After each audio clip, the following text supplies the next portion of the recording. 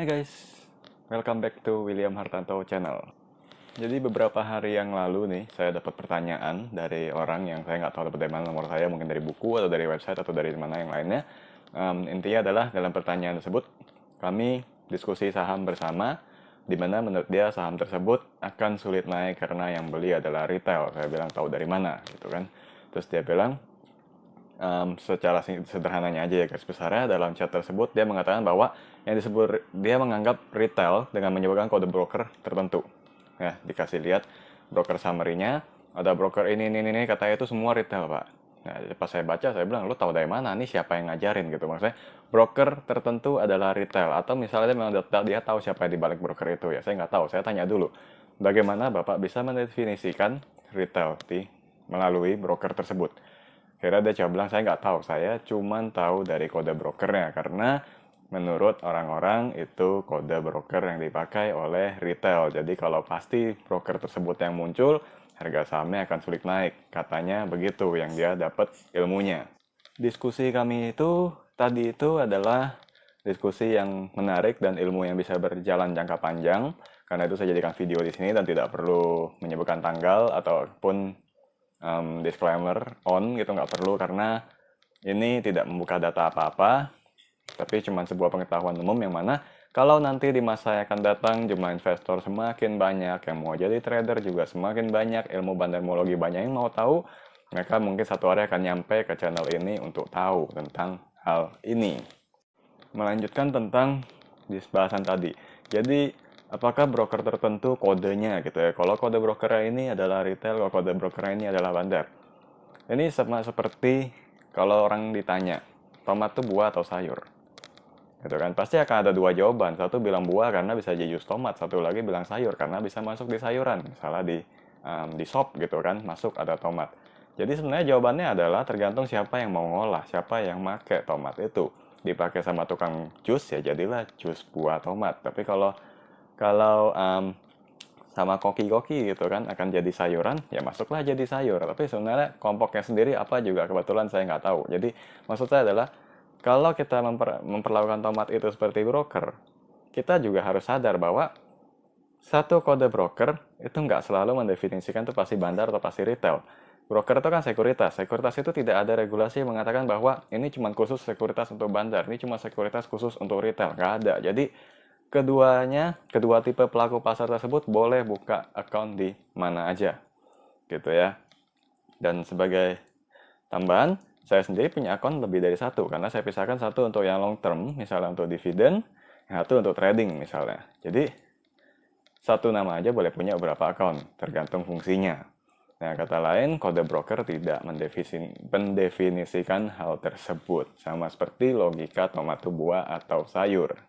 Nah, tapi saya bukan bilang bahwa yang diskusi sama saya itu salah, enggak, karena saya juga nggak tahu waktu dia kasih lihat datanya itu orang yang dibalik brokernya itu siapa, gitu kan. Kalau saya tahu mungkin saya bisa mantap bilang, lu salah, karena gue tahu orangnya, tapi ini sama-sama nggak tahu, jadi nggak ada yang bisa bilang bahwa dari diskusi itu pendapat dia salah, pendapat saya salah, enggak. Ya gitu ya. Jadi nggak ada salah satu yang benar, nggak ada yang dua-duanya salah juga. Kita sama-sama nggak tahu siapa orang di balik itu, tapi dari aksi belinya atau aksi jualnya kita bisa tahu. Nah, ini akan saya bagikan ke teman-teman semua di sini. Bicara tentang karakteristik dari aksi beli atau aksi jual, sebenarnya itu jatuhnya kepada analisa arus dana, seperti yang selama ini saya lakukan. Yang mana sempat saya bahas di video saya tentang sharingnya saya kenapa dari belajar investasi sampai berakhir jadi trading tuh dari fundamental larinya ke arus dana sampai ke bandarmologi itu dapatnya dari mana. Nah itu bagian dari arus dana yang akan kita bahas hari ini. Jadi untuk mendefinisikan suatu broker tuh seperti gitu. Seperti seorang investor retail, kita harus tahu dulu ciri khasnya. Investor retail seperti apa? Disebut retail karena pengennya cepat gitu kan. Habis beli kalau bisa langsung naik, menit setelahnya, maksud saya beberapa menit setelahnya atau beberapa jam setelahnya, mungkin 2 hari setelah beli, langsung naik, langsung cuan, take profit, sell, selesai. Beda kalau yang masuk yang tipikalnya bandar, biasanya mereka juga yang turut menggerakkan. Nah, perbedaannya adalah pada orientasinya. Jadi kalau kita bisa mendefinisikan saham itu, broker itu sedang menggerakkan sebagai investor retail, biasanya di broker summary kita akan lihat Pertama, dari frekuensi perdagangan dia akan paling aktif. Kenapa? Karena kalau itu benar-benar retail, berarti kan satu kode broker bisa aja banyak orang di sana. Yang dari sekuritas tersebut, gitu ya. Beli, si A beli, B beli, C beli, D beli, gitu. Si E ikutan beli, ngadu banyak, ngadu cepat. Frekuensinya pasti tinggi. Kedua, buy and sell-nya kalau di net, lot-nya nyaris habis pada hari itu. Dengan kata lain, sahamnya lagi naik gitu ya. Lagi naik, di hari itu di broker sahamnya kelihatan mendekati habis. Dan otomatis di chartnya volumenya tinggi-tinggian, candlestick-nya biasanya tail-nya di atas, shadow-nya gitu itu panjang. Karena aktivitas investor retail itu tinggi banget. Beli, jual, beli, jual, beli, jual, selesai. Beda kalau yang kita mau katakan itu jadi bandar. Pertama, dia beli dalam jumlah yang nominalnya tuh kalau yang tipikalnya berantakan banget, atau kalau yang rapi banget. Misalnya secara rutin 3.000 lot, 3.000 lot, 3.000 lot dan dilakukan beberapa kali atau beberapa hari, muncul terus. Masuklah metode ke broker konsistensi, kita bisa bilang itu broker akan ngebandarin gitu ya, akan maintain pergerakan harga sahamnya. Dan karena itu, biasanya harga saham nggak akan dibuat terlalu hits dan frekuensinya akan kecil, karena kalau memang akumulasi itu ada prosesnya. Jadi nggak selalu ketahuan gitu ya, nggak akan selalu ketahuan sama orang. Kalau udah naik, biasanya investor retail yang udah berani, bukan ke kanan. Beli di over, yang penting cepet naik. Cepet naik, cepet dapat barang, cepet sell. Nah, dari situ baru ketahuan, oh ini retail, udah masuk.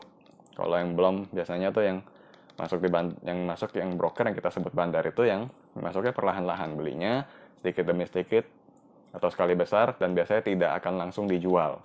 Kecuali memang saat itu juga ada yang pihak lain yang muncul langsung sell banting. Yang mungkin mereka tidak saling tradingnya tidak saling ketemu, yang satu mau distribusi, yang satu baru nyoba akumulasi sudah gagal, dia baru ikutan balik badan. Kejadian ini termasuk jarang, jadi saya cuma kasih tahu aja. Kalau teman-teman mau tahu yang broker yang bisa sebut bandar, itu biasanya tuh nggak langsung dijual hari itu juga. Dan tipikalnya anteng gitu.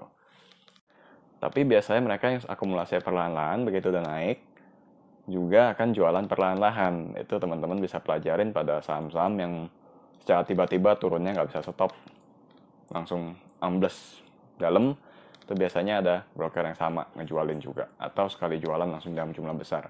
Dan kalau teman-teman cek datanya gitu ya, broker summary-nya ambil tarik data ke belakang, ternyata dia sudah pernah beli banyak. Baru sadar dari belakang, oh ini bandar ya, sekarang baru jualan ya, nggak heran dia take profit. Beda sama investor retail yang pada hari itu juga bisa kelihatan dari aktivitasnya. Buy banyak, sell banyak, cepet, aktif, di running trade rame, jalan terus, bidnya tebel, overnya tebel. Nah itulah ciri khas kalau investor retail sudah tertarik untuk ikut. Kenapa? Biasanya dari situ likuiditas saham terbentuk sendiri karena bidnya banyak. Jadi saham nggak liquid pun pada akhirnya bisa dijual kalau orang sudah sadar itu saham bagus gitu ya. Nah jadi di video ini secara singkat saya cuma mengajarkan bagaimana membedakannya. Ya, karena kita kan nggak tahu orangnya siapa. Kecuali seperti yang saya bilang, kita temennya atau anaknya gitu kan, anaknya si bandar tersebut, kita nggak akan tahu gitu. Tapi kalau dari aktivitasnya kita bisa bedakan kira-kira nih akan ngebandarin saham or enggak gitu. Kalau misalnya enggak, ya udah trading lah jangka pendek atau cari siapa yang dominan. Mestinya dalam perdagangan saham selalu ada ya, karena setiap hari pasti ketemu juga sih. Kalau saya pribadi nyari ada aja ketemu yang lagi di maintain yang apa aja.